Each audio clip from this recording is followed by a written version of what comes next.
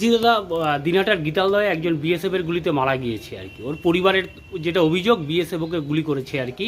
ও দিনমজুরের কাজ করে, কয়েকদিন আগে বাড়িতে আসছে। ও পাচারের সঙ্গে যুক্ত নয়, কি বলবেন? এ তো মানে ক্রমশ বিএসএফ সীমান্তবর্তী এলাকার মানুষের কাছে বিভীষিকা হয়ে উঠছে। আপনি একটি ঘটনার কথা বলছেন যে কাল রাতে গুলি চালিয়েছে, মারা গেছে একজন। সেই ছেলেটি ঈদ উপলক্ষে বাইরে কাজ করে, ঈদ উপলক্ষে বাড়ি এসছে এবং স্বাভাবিকভাবেই ঘোরাফেরা করছে রাতে। তার সাথে যদি কেউ পাচারের সাথে যুক্ত থাকে, সে নিশ্চয়ই বাইরে কাজ করতে যাবে না। সে পরিযায়ী শ্রমিক হিসেবে বাইরে কাজ করতে গেছে, সেখান থেকে ফিরে এসছে ঈদ উপলক্ষে বাড়িতে, তাকে কালকে গুলি করে হত্যা করেছে বিএসএফ।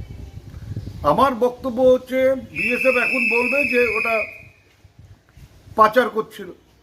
তা কি পাচার করছিল?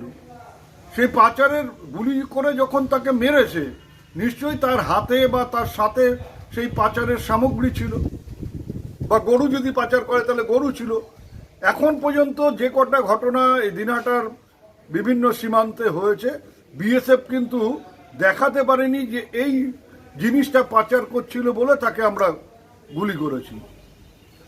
পাচারকারী বলা হচ্ছে কিন্তু পাচারের সামগ্রী দেখানো হচ্ছে না। তো এটা কি হচ্ছে? এটা কি একটা স্বাধীন দেশের নাগরিকের তার বাড়িতে এসে তার এলাকায় ঘোরাফেরার কোনো রকম সুযোগ নেই? বিএসএফ সেটা অ্যালাউ করছে। শুধু সেটা নয়, এটা আপনি বলছেন এটা গীতালদা 2-এর ঘটনা। গীতালদা 1-এ রাত 9টার সময় গরমের দিন বাড়ির বাইরে 4-5 জন ছেলে তারা বসে মোবাইলে আইপিএল খেলা দেখছিল।